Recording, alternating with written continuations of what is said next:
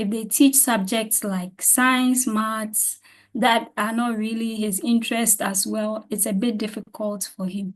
So when you look at how the human being interacts with the environment, it informs the way they think. So in such situations, Kofi would think about situations where he doesn't want to do the work, or he doesn't want to be in the class, or he can even think of sleeping. He might feel tired, his body might be slow, he might not be his usual self compared to if the subjects were taught in the morning. But then the school environment also requires him to be in the class. And so he might exhibit behaviors like throwing away his book, walking out of the class, ignoring the teacher as well. So we are looking at some of these interactions. And as behavior therapists, what we do is to identify what the challenges are, what environment it is in, how the individual is interacting with the environment, how we can support them with coping strategies, build skills to enable them cope better in the environment. Also, for our next slide, we'll move on to developmental processes and behaviors. As children develop, especially in the early childhood stage, there is a lot of development, rapid development of communication skills, social skills, even physical development. There is a lot of development. And so in the area of the behavior as well, that is exhibited. There are some behaviors that occur typically as children develop. And sometimes it might be difficult for parents, teachers to find a distinction between what is typically developing behaviors versus what is a behavior that is problematic or needs intervention. And so for some of these examples, we have separation anxiety, where the child finds it difficult, or they feel anxious whenever a primary caregiver is out of sight. And it often happens between 6 months to 3 years. And in such situations, the child realizes that I am dependent on this person and they are not in sight. So what am I going to do? However, as children get exposed to other familiar people, and then even when they get to go to school, which is an environment that is not familiar initially, they build independence and learn that I can actually survive on my own outside of this person I depend on very much. Also, there is testing of boundaries, mainly or typically between 2 to 3 years, where children want to clarify what the expectations are. They have also not really developed to the level where they understand that, okay, if this is not permitted here, if this is not permitted in the home, it's not permitted in the school or in another context. And so they keep testing boundaries. And then as you correct them from time to time, they learn that, okay, so this is actually a rule. I'm not supposed to do this. Also, imitation and mimicry also happens around 16 months to 5 years, which is a time where children pick up skills through social interaction. They can pick up facial expressions, how we use communicative gestures, and also language. So as they imitate, as they say, if you say, let's say water, and then they try to say ta after you, they are also trying to express themselves and then build up their language. And it is through that they are able to learn language. Social comparison also happens. It also happens between 5 to 7 years. And for this, children seem to seek more of their own interest and they have not really developed that sense of empathy. And so they feel like, okay, I'm supposed to get more than someone, or I'm supposed to be the person who wins all the time. And that is also something that they have to grow out of as they are exposed to people who model empathy, sharing, and other socially appropriate behaviors to them. For emotional regulation, it happens throughout childhood, and I'm sure you would also agree with me that there are even some of us adults who are still working on our emotional regulation and self-control, because some situations can expose you to like certain emotions, and you might not be able to regulate yourself. And so those are our developmental examples of the developmental appropriate behaviors. It is, however, important that as we deal with children, we consider the age, the developmental stage, the culture, and then their temperaments as well, in better understanding them, because some children exhibit more of these compared to others. Okay. So as we've talked about the typically developing behaviors that happen through typical development, there are also some behavior patterns that are outside of the norm. When you look at the child's age and their level of development, this is too much. Like you look at how intense it is, how often it happens, and even the duration. These behaviors happen more frequently, and they interrupt with the child's learning. They interrupt with how the child manages their emotions, as well as even how they interact with others. So they might cause harm to others and themselves, and also have difficulties accessing school or other community settings. Additionally, for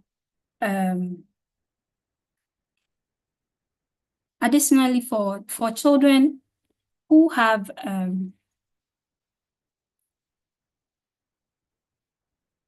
please move to the next slide.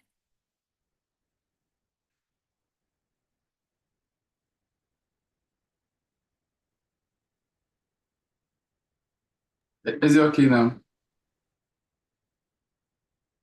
No. Oh no, go back to the first slide. The one I was talking on, the developmental. Okay. So additionally, for children who have neurodevelopmental conditions, these problem behaviors can come up as a result of their inability to communicate, or their inability to socially interact with others. And as a result of that, they might use these behaviors as a way of communicating. And they use it to communicate to people when they need access to something, or they want to avoid certain situations, or even for sensory stimulation in order for them to calm themselves. Please move to the next slide. So there are some factors that have been identified to contribute to behavior challenges in children. They can be child-related factors like developmental delays, nutritional deficiencies, lack of nutrition in terms of vitamins and minerals can affect the child's mood and can affect the way they behave. Chronic medical illnesses can come with a lot of pain and fatigue, and this can affect how the child copes throughout the day and function. Medications as well. We all react to medicine differently, and so some medications can make a child behave a certain way, and that can affect their behavior and make them engage in challenging behaviors. Also, high screen time affects sleep, as the blue light from the screen affects the ability for the person to actually calm and sleep. And so that can also contribute to inattention and hyperactivity. For environmental factors, a change in routine, or a change in school or home, if the child is from a disadvantaged background, or find themselves in an environment where they are not challenged enough, or they don't get enough of stimulation across areas of development, it can also affect them and makes them engage in these challenging behaviors. Family-related factors also like insecure parent-child attachment, household stress, harsh parenting can also affect the child's engaging in challenging behaviors. So when we look at the table, there are some behaviors that are clinically diagnosed, and they have been categorized into two main areas. So there are disruptive or externalizing behaviors, and then emotional or internalizing behaviors. These disruptive behaviors are more evident. So they are behaviors you can easily observe from the person's reaction, or express, like you can really see it and observe it. So like a child not following instructions, a child breaking rules, a child jumping around if they are hyperactive, or a child who is impulsive and can just let out answers in class. They are very obvious. And then there are those that are very hidden. So they are more emotional based, like anxiety. A child might feel fear or depression, which can express itself as worry.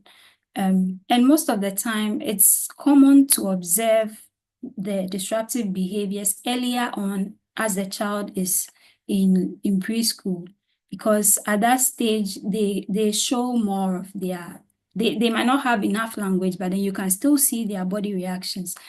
But then for the internalizing one, they tend to occur later in childhood, because the child might not earlier on have enough words or language to even describe their emotions to you. So in our Ghanaian context, there are some researchers that we identified that have also brought to light that disruptive behaviors happen in our preschools, and they can include aggression, non-compliance, hyperactivity, disruptiveness. It has also been identified by some researchers that ADHD is one of the commonly reported disruptive behaviors, and it's more common in boys than girls.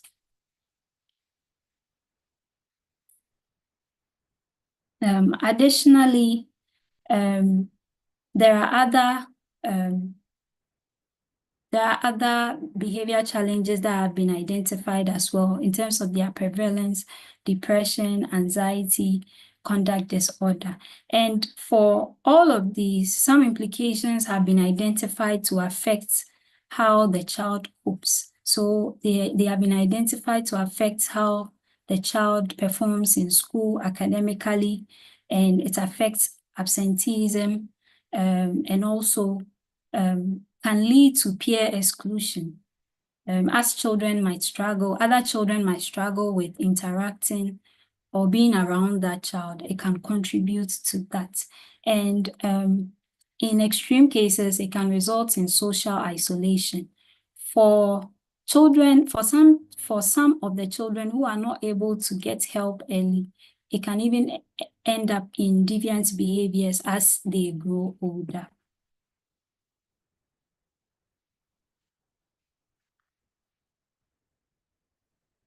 So when we look at these challenging behaviors, there are more simple ways, or there are some that are common, and then we want to just use simple language to describe them as well. So if a child hasn't been diagnosed, you cannot label them as having a certain diagnosis, but at least we can use these simple languages to describe that, oh, this child is aggressive. So going forward in our presentation, we are using simple language to highlight some of these behaviors, so that when you see them, you can recognize them, even when the child hasn't got a diagnosis. So we'll start with aggressive behaviors. And these are acts that are exhibited or directed towards another person with the intention of hurting or frightening them. They can be expressed because the child is afraid or is stressed, or they feel like they are losing control and they are frustrated. Aggressive behaviors can also be exhibited, or they can be broken down to different forms. Three main forms, which is physical, and it involves the child kicking, slapping, biting, fighting someone. So there is an actual um, physical action directed towards someone. And then verbal, which is when a child uses their words um, in terms of name calling, accusing others, shouting at them, using their words or sounds. Also, with relational, it focuses mainly on causing emotional pain and trying to cause pain to that person through isolation or manipulation of relationship. So that is more relational. Additionally, there are some risk factors that have been identified to contribute to aggressive behaviors. They include individual factors like prenatal smoking, exposure to alcohol, also gender differences where boys are more likely to engage in aggressive behaviors. And then with temperaments as well, if a child has a very strong temperament or strong will, they are more likely to engage in aggressive behaviors. Family dynamics also contribute to that as well, and then parenting style. So if there's a family that has a lot of conflict going on, it can increase that likelihood, or research has identified that such settings can contribute to children having aggressive behaviors. Also, exposure to violence through media, as they watch their cartoons or watch TV, they can also pick up that. And even in our communities, if there is violence very, very common and they are exposed to it, they can pick up aggressive behaviors. Additionally, for children who have neurodevelopmental conditions as well, like ADHD, they might not have developed their executive functioning skills very well, like being able to control themselves and problem solve. And as a result, they are also at the risk of engaging in aggressive behaviors.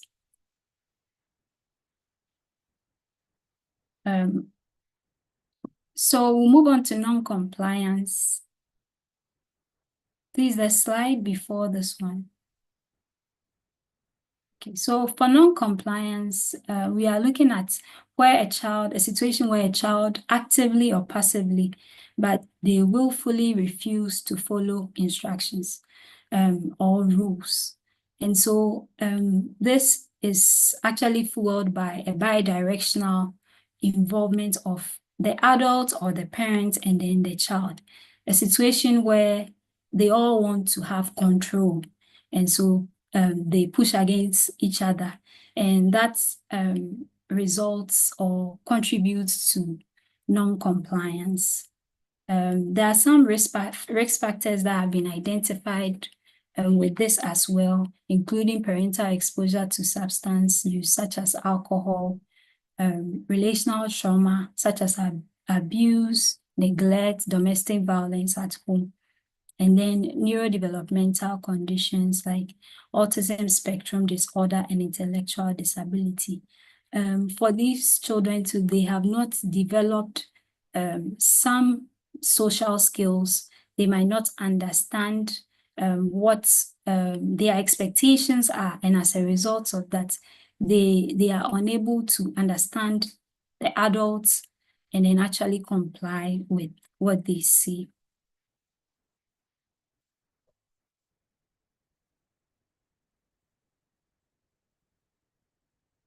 Also, there are some additional behaviors like inattentive behaviors, hyperactive, and impulsivity. And for our inattentive clients, they might have difficulties listening and following spoken instructions. They might have difficulties organizing their tasks. They might be forgetful and easily lose things. And so for these kids, they require support to be able to learn, to be able to cope with their inattention, to be able to thrive in school or at home. There is also the hyperactivity or hyperactive behaviors where these children find it difficult sitting still. So they might fidget in class, they might run around or jump, and they are very energetic. It seems like they run on a motor, and so they are always on the go. Impulsivity also is one of the behaviors that we see in our clients where they maybe in a classroom setting, a child will blurt out an answer even before you finish asking the question. They might have difficulties with waiting and taking turns and might interrupt conversations of others. So all of these three main behaviors fall under ADHD. And if a child is to be diagnosed, some children are diagnosed with ADD, which is attention deficit disorder, which is predominantly inattention behaviors. And then for those who have ADHD, they might have hyperactivity or impulsivity as their predominant behaviors, or a combination of inattention, hyperactivity, and impulsivity. There are some risk factors that have been identified with inattentive, hyperactive, and impulsive behaviors. They include genetic factors, exposure to risk factors like lead in the environment during pregnancy or at an early age, alcohol and tobacco use as well during pregnancy.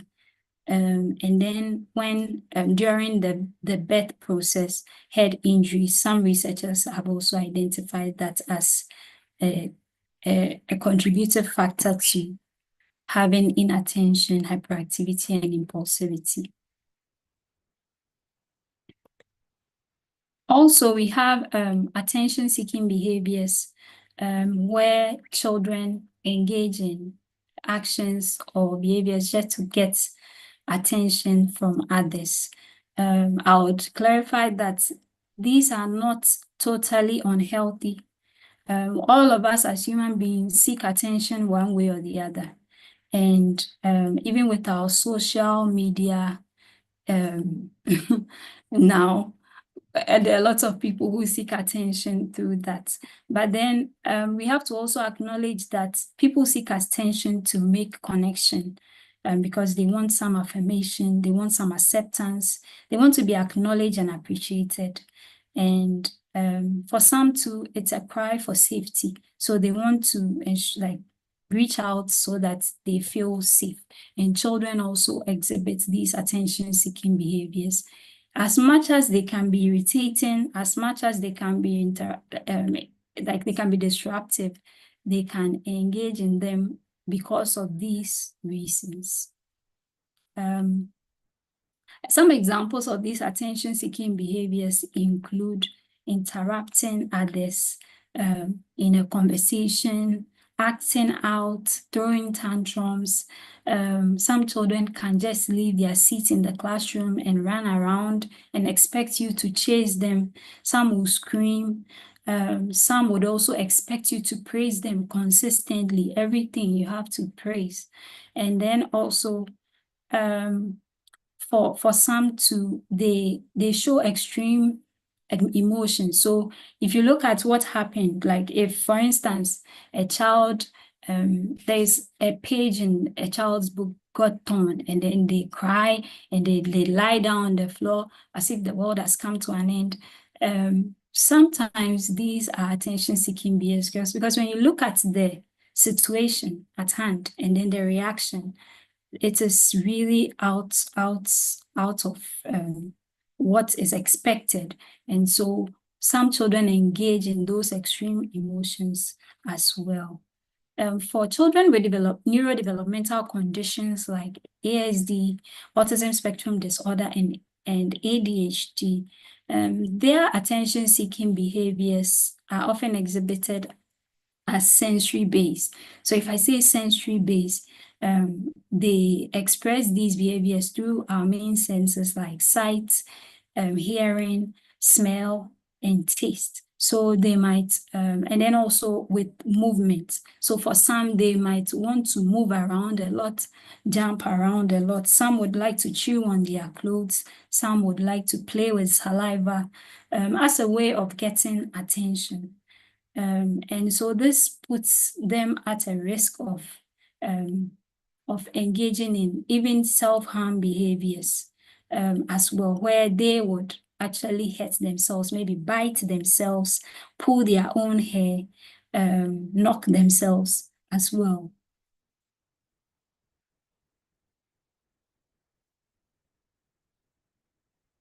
Also, our last behavior that I'll be talking about is withdrawn behaviors. These are behaviors that are shown in a child who likes to pull away from people or social situations because it makes them anxious, and then it makes them stressed. And so in order for them not to deal with all the stress, maybe, for instance, going to present in front of the class, I'll rather stay back. And if it is a group presentation, someone else should do it.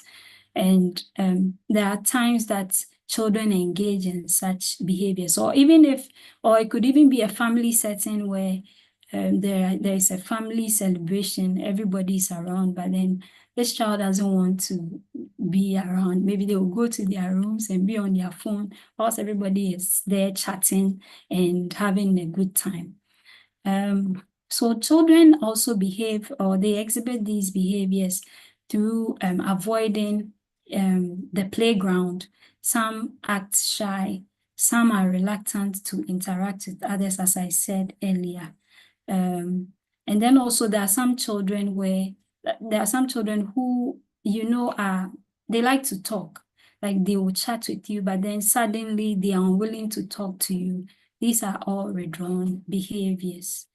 Additionally, some risk factors or some situations that could lead to that is social anxiety, bullying. If a child realizes that I'll be bullied by these peers, I'll rather be on my own than join them. So it's important for us as caregivers, adults, teachers, to observe these behaviors.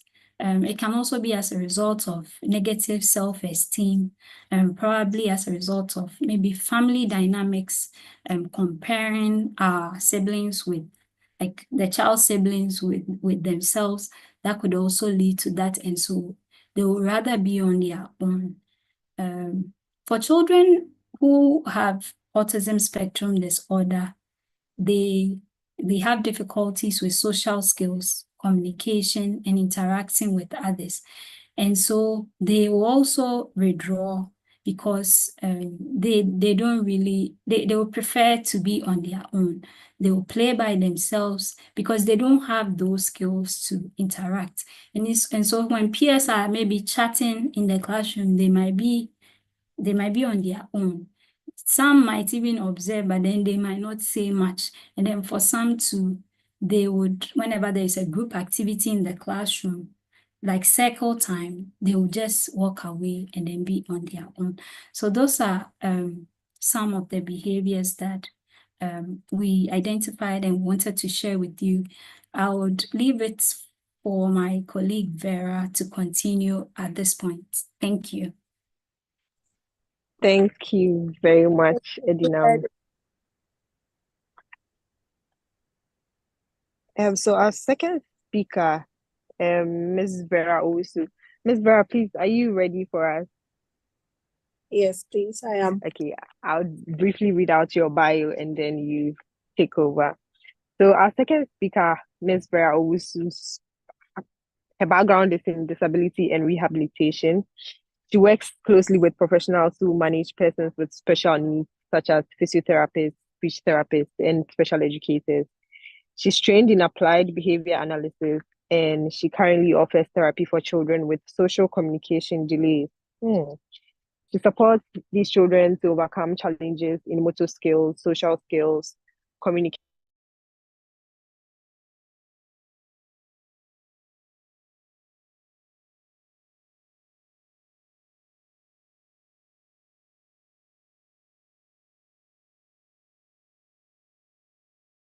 Okay, I think.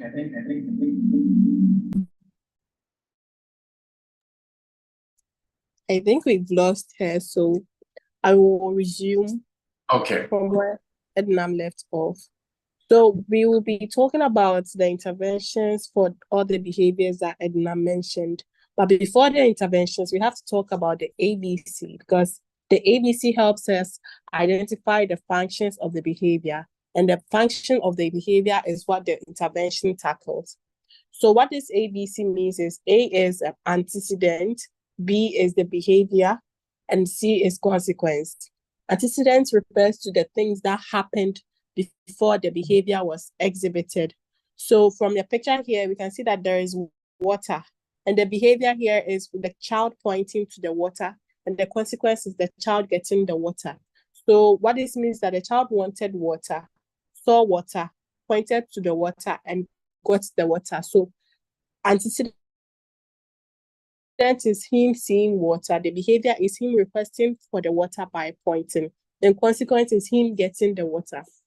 So I'll be creating some scenarios here. I'll be creating 3 scenarios here so that we run through them. So I have scenario A, where it's a Sunday. Tomorrow is Monday. We have to go to school, and mommy realizes that Emanuela has a homework to do. So mommy gets the homework book and tries to set Emanuela down to do the homework. But as soon as Emanuela sees the homework book, she gets up and starts to cry, and mommy hugs her. So her seeing the homework book is the antecedent here. Her crying is the behavior, and mommy hugging her is the consequence of the behavior. Another scenario is mommy is giving too much attention to Caleb's younger sister, and Caleb feels that mommy is not paying attention to her. So Caleb spits on mommy, and upon that behavior, mommy gets up and beats Caleb. So the antecedent here is mommy giving too much attention to Caleb's younger sister. The behavior is Caleb spitting on mommy, and the consequence here is mommy getting up to hit Caleb. So moving on to the next slide, we'll be talking about the functions of behavior. So the ABC helps us to identify these functions. So from Caleb's scenario, the antecedent was the attention that mommy was giving to the younger sister. So Caleb is exhibiting an attention-seeking behavior. So the function of Caleb's behavior is for attention. And children engage in these things as a way to get attention from an adult or caregivers, and their behaviors vary in many forms. Caleb exhibited spitting. Other children can bite or continuously hit or scream or throw some mild tantrum as a way to get attention from an adult. Another function is access to tangibles. So some children engage in some mild tantrums as a way to get access to tangibles. And most of these children are usually ones who have difficulties communicating their needs and wants. Hence, they engage in the tantrums as a way to communicate, as a way to let adults know that I want this, I want that. I think this is very common in children who are yet to have, who are yet to speak or do not have their communications in yet. They usually drag the adult to the thing that the place where that the thing that they want is situated, and they try throwing tantrums. So the adult has to guess by pointing to them or showing the things to them one by one to see if this is what they want. Also, we have an escape. We have escape. And a similar escape scenario is the Emanuela one. Emanuela didn't want to do the assignment, so she escaped that activity by crying. So Emanuela's one is a typical way in which children escape activities. Aside the crying, I'm sure there are other ways where they can run around or try to distract the adults by engaging in another activity where they would want to run around for the adults to be chasing them, and other various means that they can use to escape from activities. We also have the last one, which is automatic, or often called sensory. Sorry. This is when children engage in some behaviors as a way for them to feel good about themselves. So it can be gnashing of teeth, because the child enjoys how it feels for the teeth to be grinding up against each other. It can be mapping on things like keys, because they enjoy how they feel when the metal touches their tongue. It can be sucking on their fingers, any of the fingers, because they enjoy how it feels when they do that. So all these four are the categories of functions. Sorry, the functions of behavior that we have so far. And the interventions for all the disruptive behaviors mentioned are, we have sustained attention, and this works best for children who have challenges paying attention, ones who have inattention challenges. And for the sustained attention, it can be done at home or anywhere. It's very easy. We just need a few things. So you can use the pegs, you have beads, you have puzzles, depending on anything that you have. So you can start by getting the pegs that we use for laundry. You can start with about 2 pegs, depending on how long your child can pay attention. So let's start with just 2 pegs. So you get 2 pegs, you tell the child, oh, we are sitting to peg around the container with just these 2 pegs. So you sit and just put the 2 pegs on the container. And I actually see this pegging activity as one activity that you can use to kill 3 birds. It's like killing 3 birds with 1 stone, because it helps with the fine motor skills, because you have to hold the peg and press it. It helps with the gripping as well. So the fine motor skill, how to press the peg and put it on the container. Also helps with the hand-eye coordination activity. Sorry, hand-eye coordination, because you are using your hand and you have to watch where the peg goes. And it's also for attention. So you can start with 2. If the child can sit or focus on the 2 pegs and get up, then you increase the number. And also, it is important to reward the child if the child is able to do the number of pegs provided, as a way to motivate the child to engage in the activity. Because if you are home with your child and you just tell the child, we are putting 2 pegs on the container, and the child doesn't get anything, the child won't get motivated to try again another time. So you can get something that the child likes. It can be toys, it can be candy, but you can't use candy all the time. So I think toys will be much better. And it should be something that you will be using strictly for this activity, because if the child gets a toy for any other activity, the child will go and do those other activities and won't do this sustained attention activity. So you can get something like that as a way to motivate the child. So you can start, like I said, with just 2 pegs for the start. So if the child can pay attention and do the 2 pegs, then you increase the number to 3, then 4, to maybe 10. So to avoid the child getting bored of always doing the pegs, you can try beats as well. So you can start mixing it up. You can get puzzles as well. So you start setting a timer. Maybe you can start with 5 minutes. We are just sitting here pegging or beading or doing the fixing puzzles for about 5 minutes. So if the child can sit and concentrate on that activity for 5 minutes, then you increase the time gradually to maybe 6, 7, and 8. Then you move up to how long you want the child to pay attention. We also have engaging in gross motor activities. This also helps with hyperactivity, because it allows the children to get rid of the excess energy that has been built up in them. I think even we adults, if we run around or engage in some vigorous activities, we get tired and we sit down for a bit to gather some more energy. So engaging in these activities help the children get rid of excess energy built up in them. From what I've seen, most of the clients I have particular times that they get very hyperactive. So I usually suggest to the parents to start these activities around the time that they get very hyperactive, so that they get rid of that excess energy for them to continue with whatever they have to do during the day.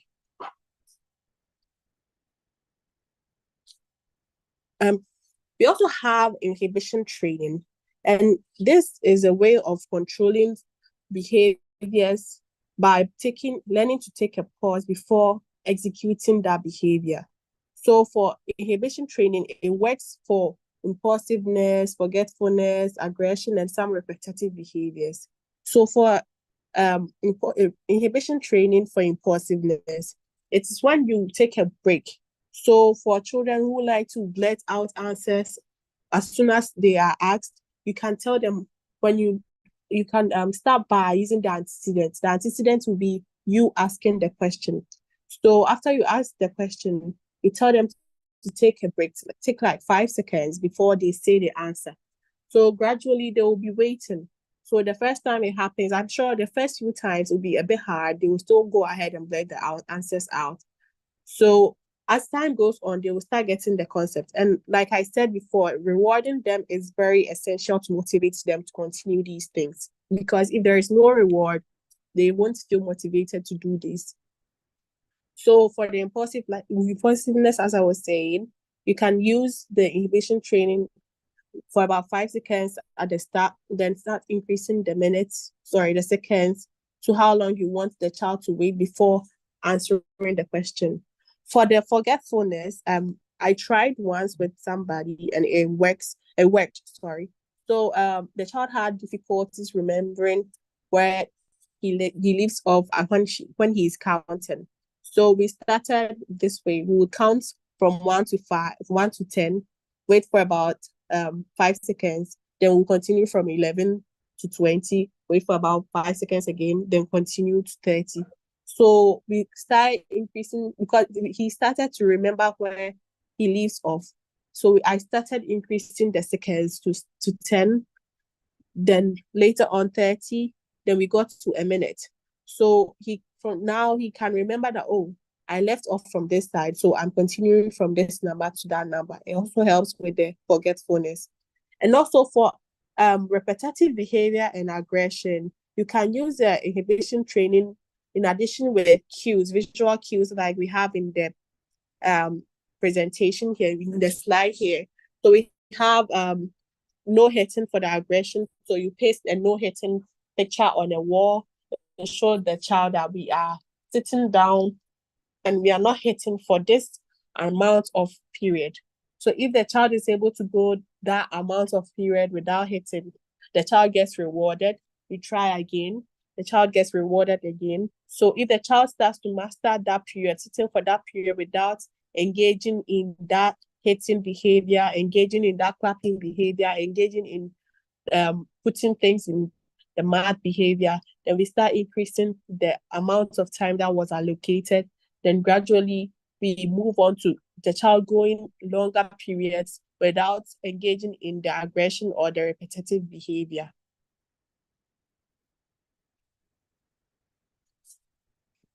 Next slide, please. Okay, sorry, hold on. So we have the parent and body system for impulsiveness. So the parent and body system is there for the child to feel like I am accountable to somebody. So I have to do things with the person in mind. So before I blurt out my answer, I have to know that if that answer is wrong, I'm not the only one who gets punished or gets the consequence. Somebody else too gets the consequence of my actions. So the child has to sit down for a while and try to discuss whatever it is with the body before the child says out the answer. So I think this is very common in like spelling bees or quizzes, because you have buddies there. If you know the answer, you can't just stand up and blurt it out, because if it's wrong, your bodies will also face the consequences of your actions. So the body system works for impulsiveness, works when children can't wait to engage in an activity. They don't really think before engaging in an activity. Okay, we also have the selective attention for children who engage in attention-seeking behaviors, like Caleb in our scenario. So for selective attention, mommy could have ignored Caleb's behavior. She could have acted as if, oh, she's not seen Caleb spitting on her, or she's not seen the child engaging in silly behaviors. Because if mommy had done that, Caleb would have felt that the behavior that he engaged in as a way to get mommy's attention did not yield the results that he wanted. So the next time, he wouldn't engage in that behavior. So selective attention can be used for similar behavior like Caleb's own, or children engaging in silly behaviors like screaming or continuously hitting somebody as a way to get the person's attention.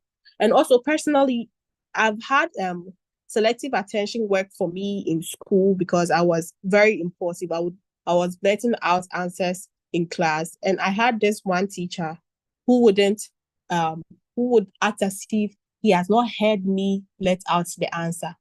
And because it's a class, as soon as I blurted out the answer, somebody who is sitting there and did not know the answer would raise up their hand. And the teacher would call that person instead. So gradually, I started working on myself and realized that, oh, if I do that, this teacher won't call me. So I have to sit calmly and raise up my hand, because even if I blurt out the answer, he won't give me the reaction I want. He won't say, oh, you've done well, let's clap for this person. No, he will still go on and act as if he has not heard me let out the answer, or he has not heard me say the answer, and go on to call somebody else who has done that. So selective attention can also help with children who engage in some impulsiveness. Lastly, we have systematic desensitization. Systematic desensitization helps children who have with wrong behaviors. With wrong behaviors. This is a way of fairing things that the children do not want to engage in, or they are uncomfortable engaging in, with children, with activities that relaxes them when they engage in it. So for my experience, I have children who are scared of squishy sounds. So what we do is we get a toy that makes those squishy sounds. Then we'll sing. I think they usually enjoy rhymes. So we'll sing. There was a farmer who had a dog, and bingo, what's his name? So B-I-N-G-O. So the next one that we will skip B, we will press the squishy toy for the squishy toy to make the sound for B. Then we'll continue singing I-N-G-O. Then we'll press it again for the squishy sound to come. So gradually, the child gets used to having that squishy sound around. The child starts to get comfortable with the squishy sound, because it's something that has been paired with something that the child wasn't feeling uncomfortable. For adults, we can continue the same way for people who feel uncomfortable in crowded places. I'm sure there are things that the person would definitely love. It can be for football or anything. So we can start taking the person to a place where you watch football in a controlled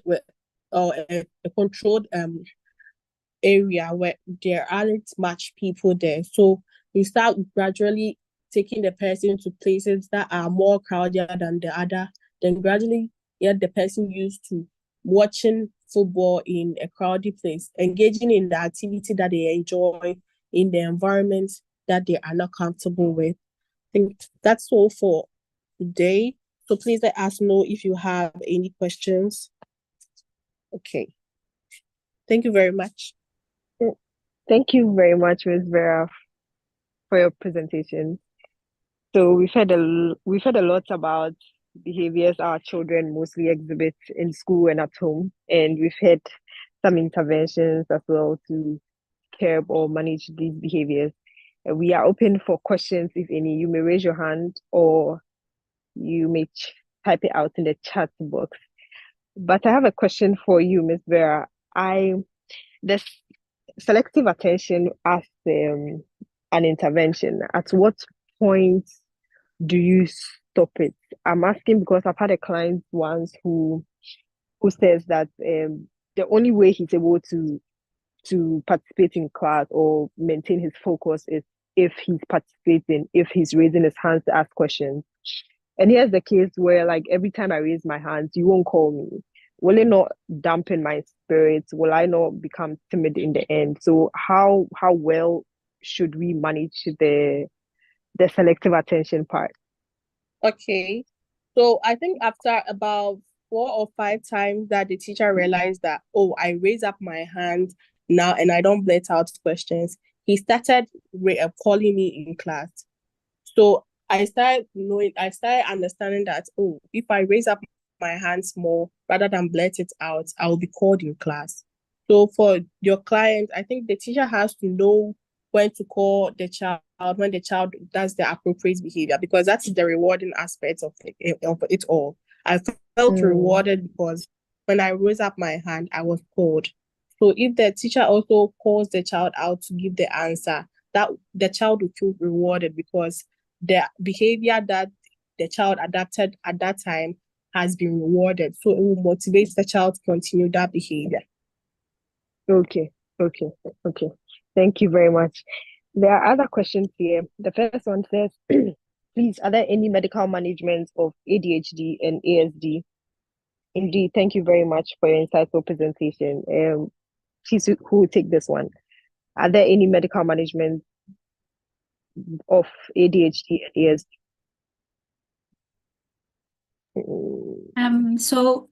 With regards to medical management, there are some medications that are given to children who have ADHD, but even that, if the child is very young, it's not encouraged. Those who do diagnosis and the medical doctors, they look at maybe a neurodevelopmental pediatrician or a psychologist who look at the child's condition, will look at their age, and then decide which medication would suit the child. And I've had instances where clients have had medication. However, because of the way the child reacts to the medication, they might have to go back to the doctor and then see which other adjustments they would make in terms of the doses. For ASD, I personally do not know of any medications. I know of supplements like Mentat that are given to them to help with their regulation, and then for them to for the stimulation of their brains. But then most of the time, from the work we do the treatment by managing the behavior.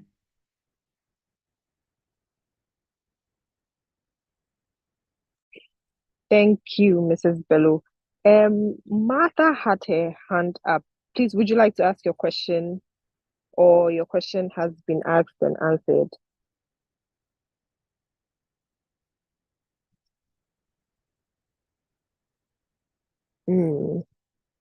Okay, so I'll continue reading the questions. Another one says, how do you handle concerns of a parent whose child has Hello, emotional sorry, issues? I was muted. Oh, okay. I'm Okay. muted, Please go yeah. ahead. Please go ahead. So good evening to you all, and thanks for all the presentations. Unfortunately, I had network issues, so I just joined. So forgive me if my question has been answered already. I just joined. So my question will go to Ednam. I have a client who has challenging behavior.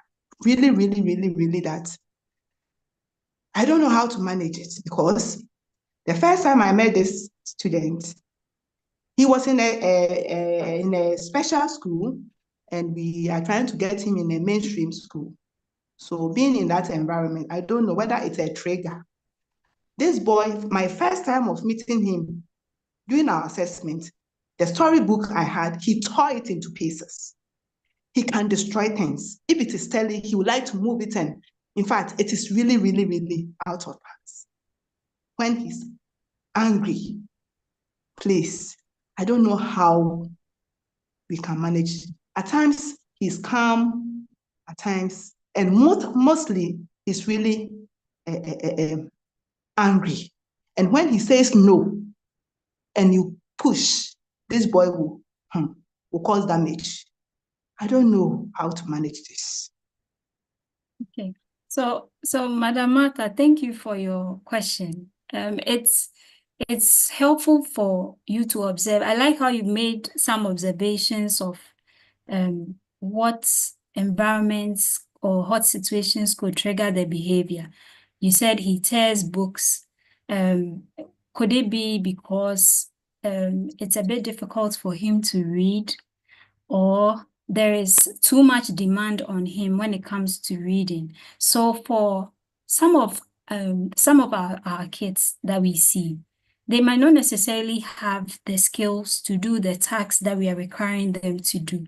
And as a result of that, if you present things that they feel they are not able to do, they react so that you see that this is not what I'm interested in the moment.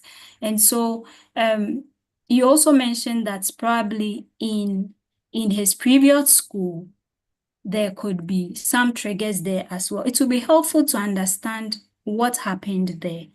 It could be helpful to understand, it will be helpful to understand what or how the behavior has been managed previously. For some children, if they destroy things and they don't get corrective feedback that this is not appropriate, or they don't have privileges taken away from them through positive reinforcement, making them understand that we are not supposed to engage in disruptive behaviors, they don't get to pick up that skill. And so there should be a clear expectation, a clear consequence.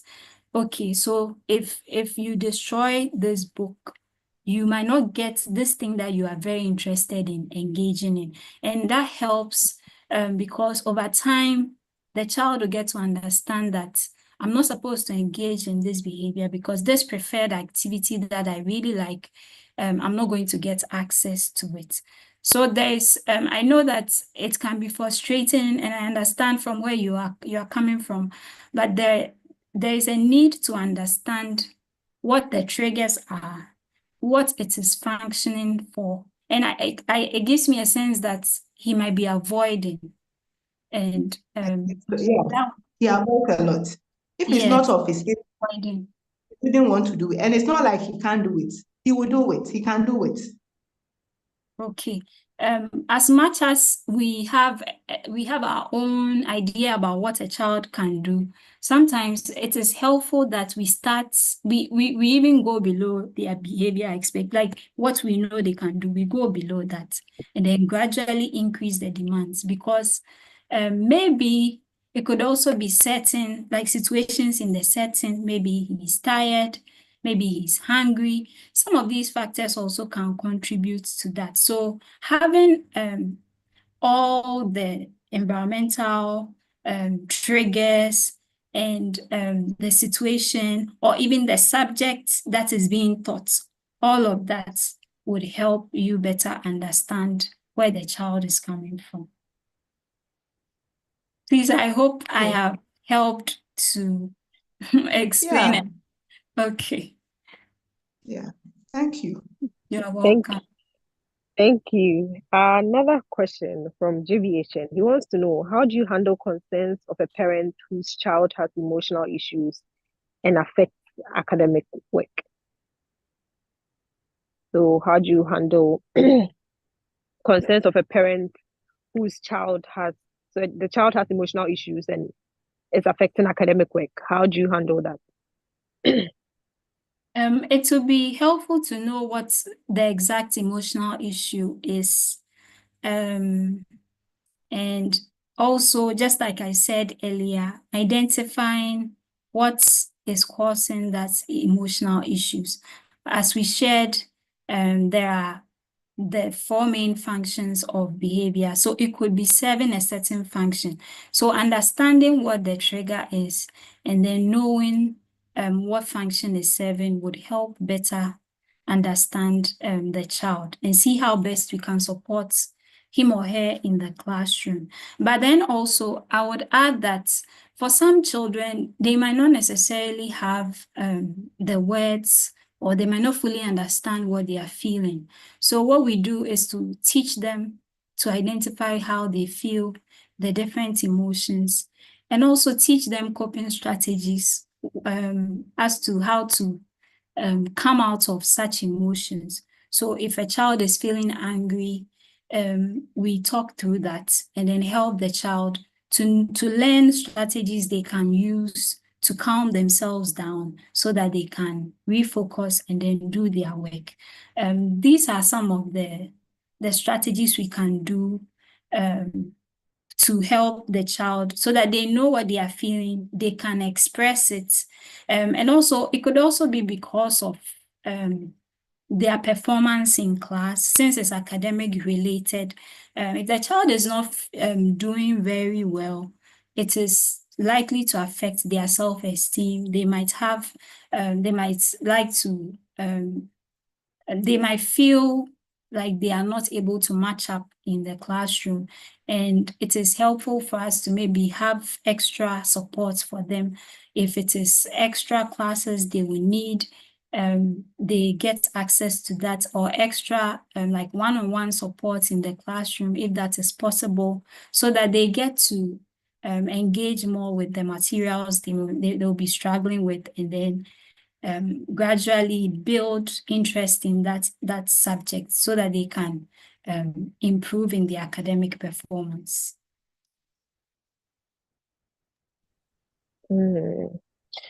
Thank you, Edina.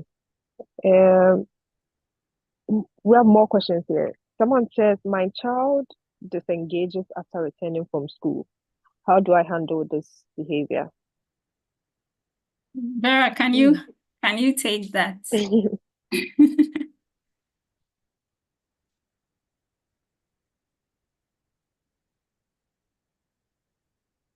The person didn't specify who should answer. Any of you is fine. Hello. Okay. Hello. Yes, hello. Please, I didn't hear your question. No. I was going through the chat box, but I couldn't see it. My child disengages after returning from school. How do I handle this behavior? Disengages, as in, can the person throw more light on the disengagement aspect? Okay.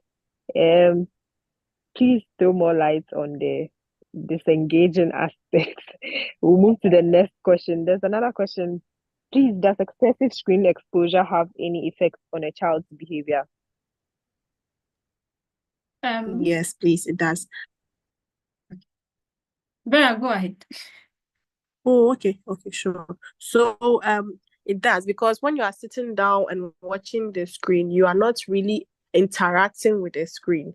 You are just sitting down and watching whatever is going on in the screen. So you are not communicating.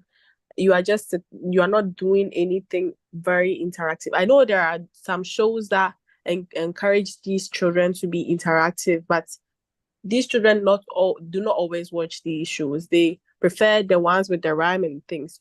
So at the end of the day, the child will have a shorter attention span. There will be some echolalia because whatever the child watched on the screen will be in the child's head. I think I remember having a client who started telling me the things that she watched during the week. I'll be there and she'll be like, subscribe for more videos. So watching too much screen affects these child. So I think we have different screen time limits for every child depending on the ages. But I think I will get back to you on the ages, but yes, excessive screen time exposure affects children's behavior. Okay, so I would also like to add that with regards to the screen time, if a child is consistently watching the screen, it takes away time for them to engage with people. And so they don't communicate much. And it is in human interaction that we pick skills like communication and language. And so if this child is always watching the screen and is not able to spend time with people, they can delay in their communications and social skills. Also, it's been identified that even with the screen, there are the way they kind of make the cartoons and everything, the screen always keeps changing. And so the mind is not able to focus for long, and that affects the attention of the child. And then also, for some of them that have been doing, like watching the videos over and over again, they have a difficult even withdrawing from it. So they will throw tantrums all to get the phone or to watch that video that they have access to. And also for the screen, because of the blue light that comes from it, as I said earlier, it affects the ability of the body to calm and then go to a state of sleep. And so if a child is watching screen very close to sleep time, they will struggle with sleeping. And then also, and even it's not just for children, it's for adults as well. They'll struggle with sleeping, and then the next day they might also struggle going through the day because lack of sleep or inadequate sleep affects the way we behave. So that's what I'll add to it. Thank you, Mrs. Bello. I think this is our last question. And please, for those asking for the recorded version and the slides, we have put up links to our website, Facebook page, WhatsApp community, YouTube, and all of that. If you click on these sites, you would get more information on how to get the slides and the recorded versions as well. Thank you.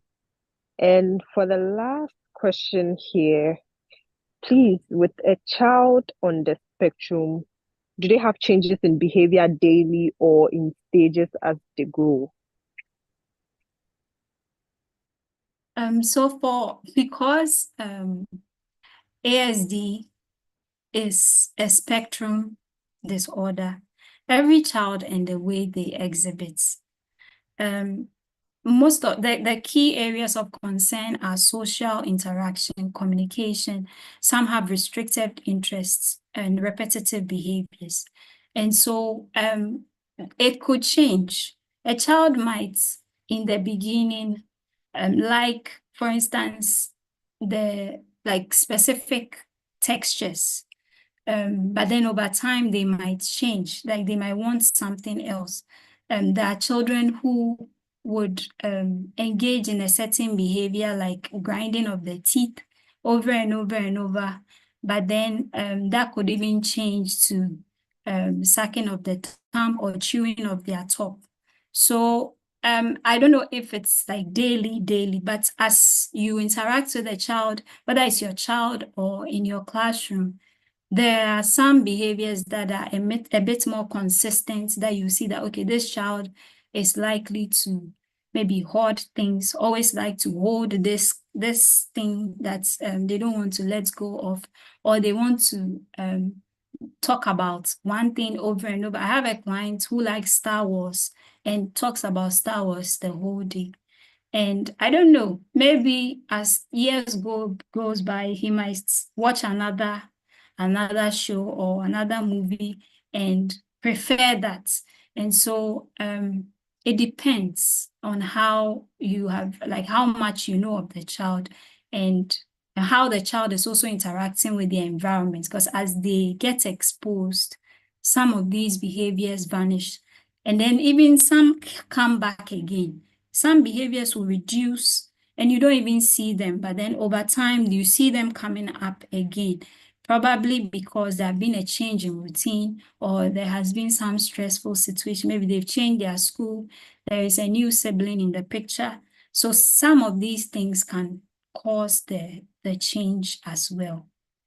And I'll add that as they are exposed to maybe treatment or they have a supportive environment that enables them to pick up skills, they are able to actually master their social skills, their communication skills, and that helps also with reducing some of these challenging behaviors.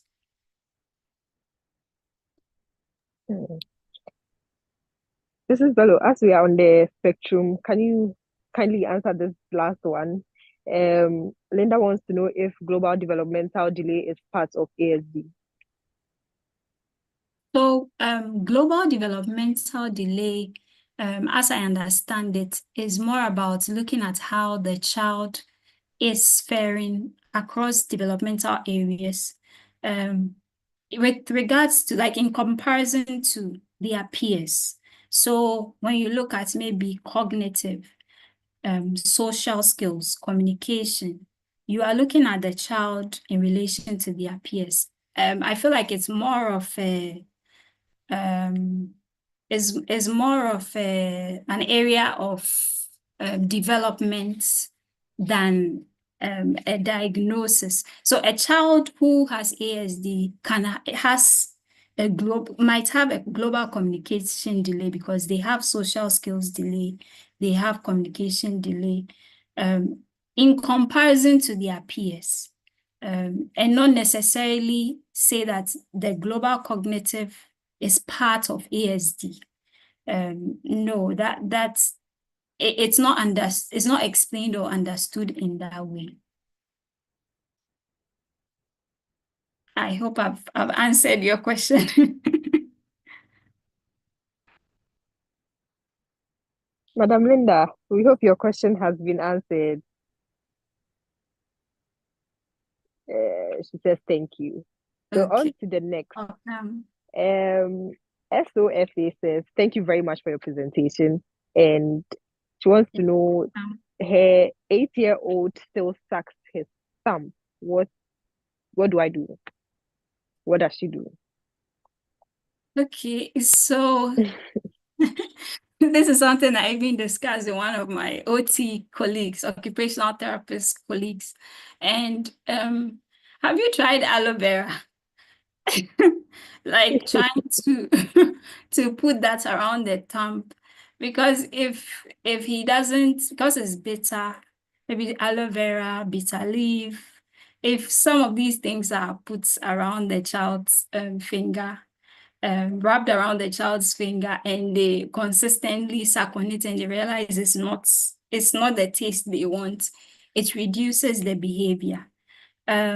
Also, they could also try other forms of like external things, like having a bottle with a straw that the child can actually suck from. That's more socially appropriate than sucking the thumb. So those are the things I can recommend for that. There's another one on sucking tongue, so please add it to it. Sucking the tongue. Tongue, yeah. But the sucking of the tongue is a bit difficult because unless maybe you it's already in the mouth. So what we can do is probably the inhibition training, where you use the visual to remind the child that no tongue sucking. And so you give that information that we are going to maybe read. And so no tongue sucking in this duration. And then you give that duration. You start small, maybe with the maybe 5 seconds or 10 seconds. And then you reward the child when they're able to withhold themselves without sucking throughout that period. And then when that is mastered, or the child is able to do that 10 seconds very well, you increase the time gradually as well. So those are the suggestions I would give with regards to that. Also, sensory integration can be helpful.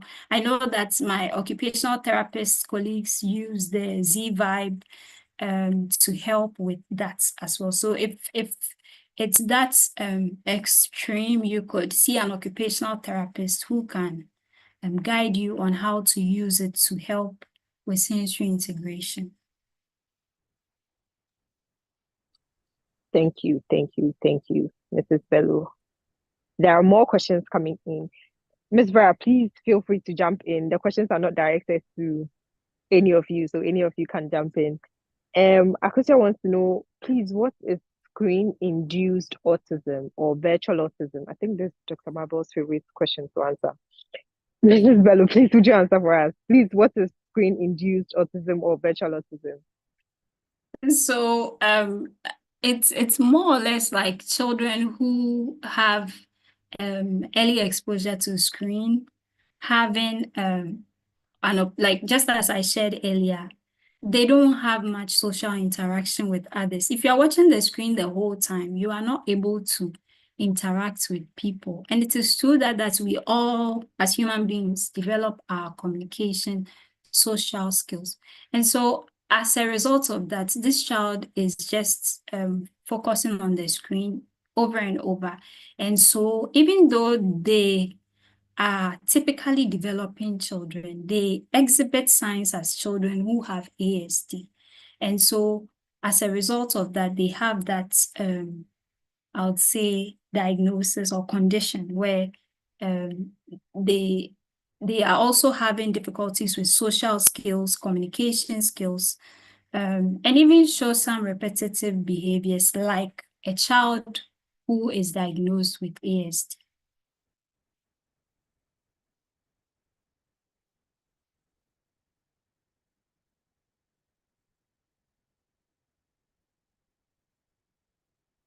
Hello, Kukwa.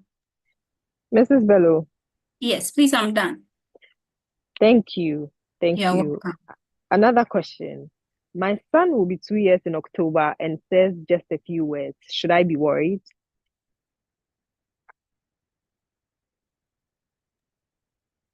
Mrs. Bello, should Moriah Jan be worried? His son is 2 years in October. 2 years in October. Are these just single words? Is he able to make say 2-word phrases?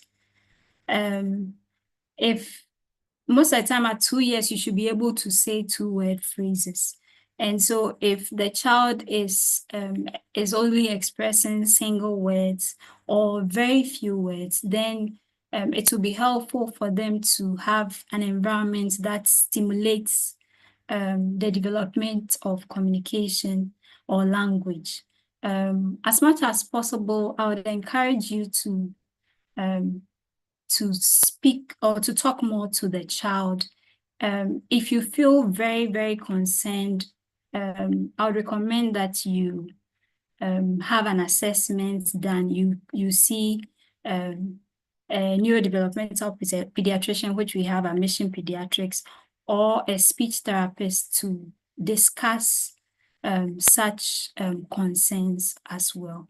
So if you can try these strategies at home, but then if you still feel this is a concern, it will be helpful to get an assessment done. Yes. Please come to Mission Pediatrics for your assessment. And there was a hand up, Novet Ayama. Please, has your question been answered, or you're still interested to ask a question? Please. Kindly unmute and ask your question, please. Hello? We can hear you, Hello. sir. Yes, it has been answered, but I have a different question to also bring on board. Thank you very much for this insightful presentation. It has actually brought my mind indeed. My question is, I would like to know the three different between autism spectrum and that of ADHD. That will make me get the clear picture. But I only know they are all developmental disorder, neurodevelopmental disorder. But the clear difference is my problem. Thank you. Over to you.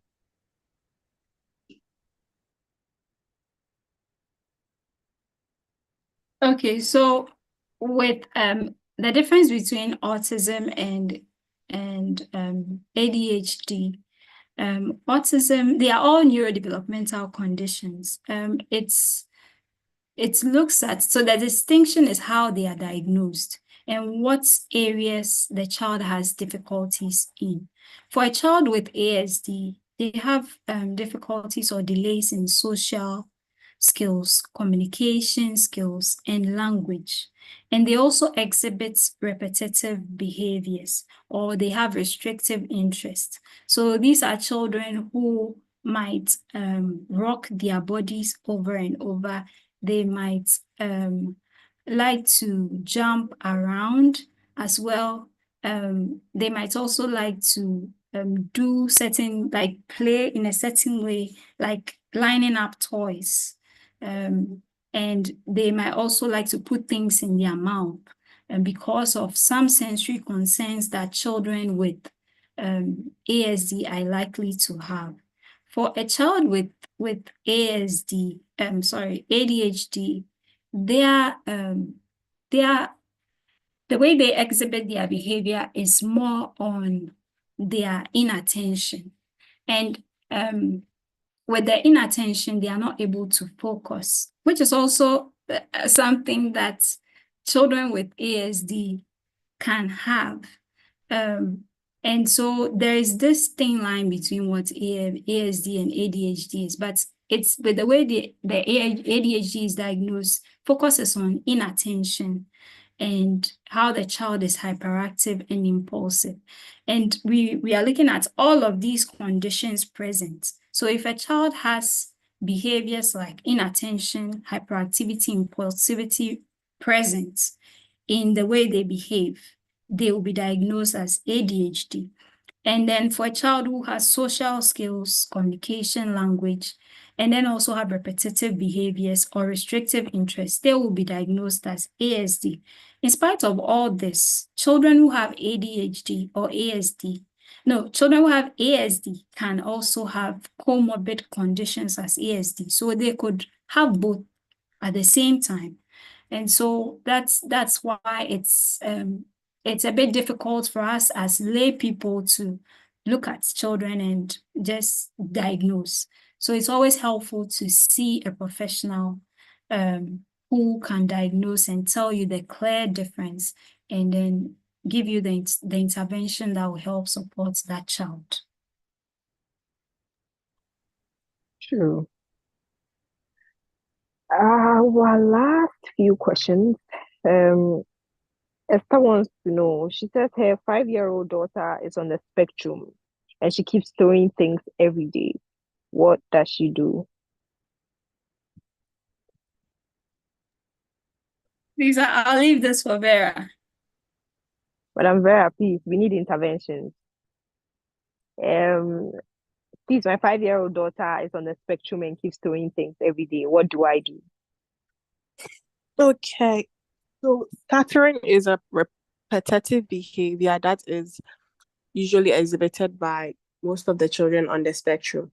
So I usually suggest to the parents that every time that they throw things away, we hold their hand, then we pick everything up and place them where they are supposed to be. So in some ways, you are modeling to them how they are supposed to organize the things that they throw away. So then if it goes on for a while, they start to realize that every time I throw this thing away, we go back to pick everything up. And it's a job for me. So why would I bother doing it? Because I'll go back and pick everything up. So as you do it consistently, they start to reduce how they throw it away. I have kids who would actually throw it away, then tell themselves, pick it up, then they pick it up. Because whenever we do that, when we are picking it, whenever they throw it away, I will say, pick it up, then I'll hold their hands, then we'll pack everything at where it's supposed to be. Yeah, so that you can try that one too at home with the child. Is that okay? That's an exciting intervention. Also, I would like to add something to what Vera just said. For some children, in as much as scattering is a repetitive behavior, they can also engage in it for attention or to avoid certain things. So for some of them, what you would have to do is like to pick, just as Vera has said, but for the attention people, they will throw it so that you react. If you react, then they've got what they want. And so you would have to know what the behavior is serving, like the function. so that you don't give attention to it. Because whenever you say, no, don't do this anymore, we don't throw out things, then the child keeps throwing things over and over and over. And so for some of them, if you stop them from picking the thing, then they are like, no, I'm not getting the reaction that I'm usually getting. And that also helps with reducing those who use it for attention seeking. Thank you. Thank you. Dr. Sam wants to know, she says, hers is sucking of the lips.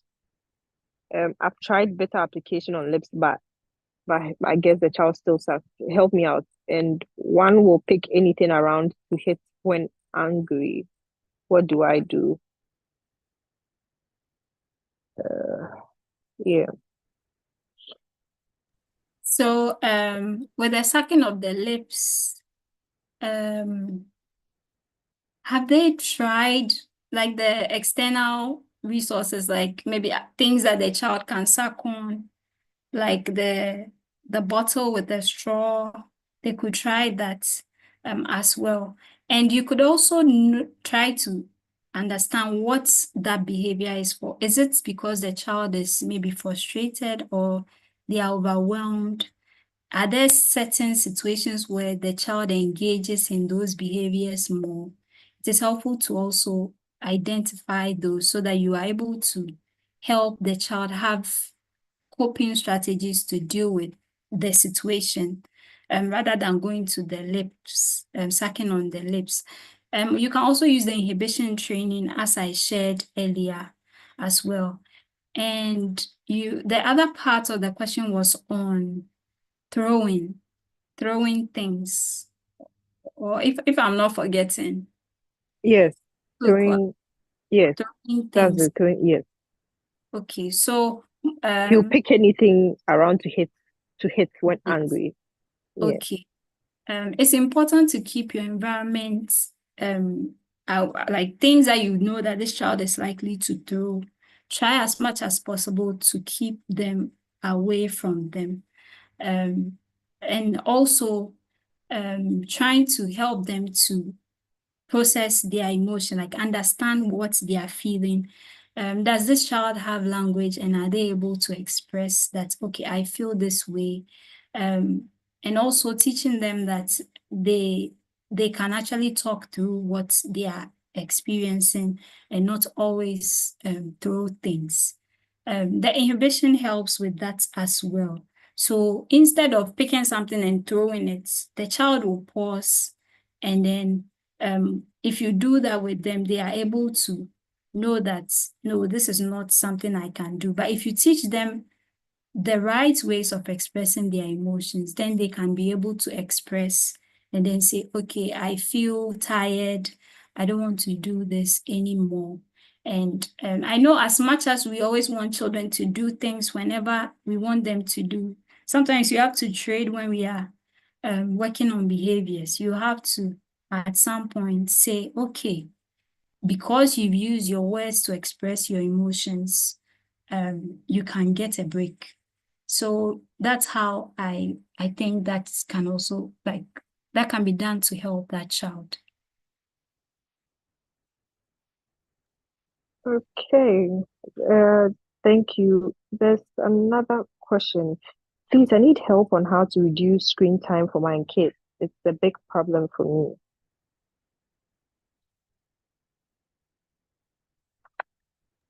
Okay, Intervention. so with screen time, I always tell the parents I work with that as you are taking away something, you have to replace it with something. So if you want to stop a child from engaging, like watching the screen often, if they've been exposed to it before and they've had a lot of it, they will always want it. And so if you want to take it away, you have to try and get things that might interest them so that they can interact with those things. You can get them to play more outside, play more with other peers or with their siblings. You can get them toys that would fill up that space they could have used for screen time. And that will help with you redirecting them always to what you want them to do. So if it is a puzzle, if it is blocks, if it is reading, make sure the things that you want the child to learn or to have access to are available, so that they are always pointed to that whenever they ask for the screen. And over time, I know that initially it's difficult. Initially, the child would resist because they have thrown tantrums before or screamed and got the phone. So they will keep doing it because they have hope that if they are able to display and tantrum, they will get whatever they want. However, if you stand your ground and then you make these expectations clear, and then make sure that you have these other helpful resources that will support their development available, it will help them. Like over time, they'll know that this tantrum is not working anymore, and I have to just play with what I have. And getting them things that they are interested in is a key, because it also helps to motivate them to play with them as well. Thank you. After our last question, sorry, we would have to end because our time is fast spent. But thank you very much for engaging in this discussion. So I'll read out our last question, and that will be it for today. So the question is, my 4-year-old likes to throw tantrums. Is it normal, and what do I do?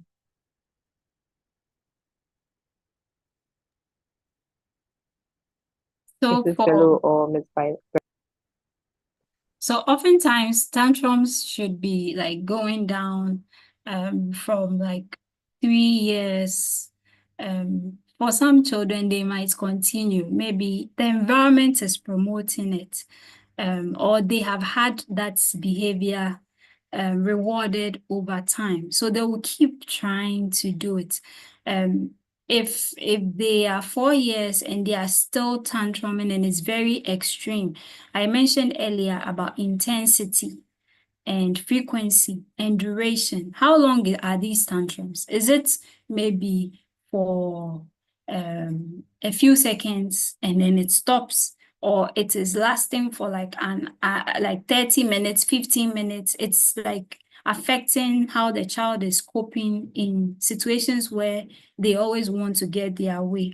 If that is so, and it is happening not just at home, maybe they do it at school as well, then I think it will be helpful for you to have an assessment done so that you get the needed support as well. And then also for some children who have developmental delays, it's not, the age on its own doesn't help to like understand where they are coming from, because they might have, like they might be 4-year-olds, but they might be operating like on a 2-year-old level.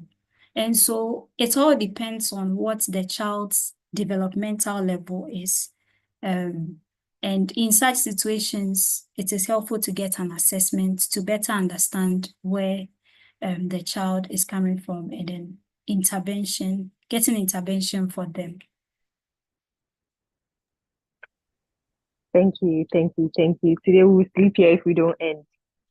Thank you very much, Mrs. Bello. Thank you very much, Vera, for the discussion. The questions keep pouring in, and everyone on here is saying thank you very much for the presentation, because it has been very eye-opening for all of us. And there's been several others who have asked about the recording and about the slides and all of that. If you want to get more information on Mission Pediatrics, more information on the slides, on the topics we've discussed here and in earlier months, you can find all of that on our website, which we have put on there just now. So you can click on any of them to join our WhatsApp community, Facebook, and the Mission Clinic website itself. You can get every other information you need on there. If you need to book a session, an assessment with any of our specialists, you can do that as well by following any of the links. Thank you very much, our parents, educators, friends, thank you everyone who joined in today to listen to us. And we have a public lecture coming up as well. So we'll encourage everyone to join our links to stay updated with the other discussions we have for you. Thank you very, very, very much. Good night. Thank you. Bye-bye. Thank you. Bye. God bless. Thank you, Vera. Bye. Bye.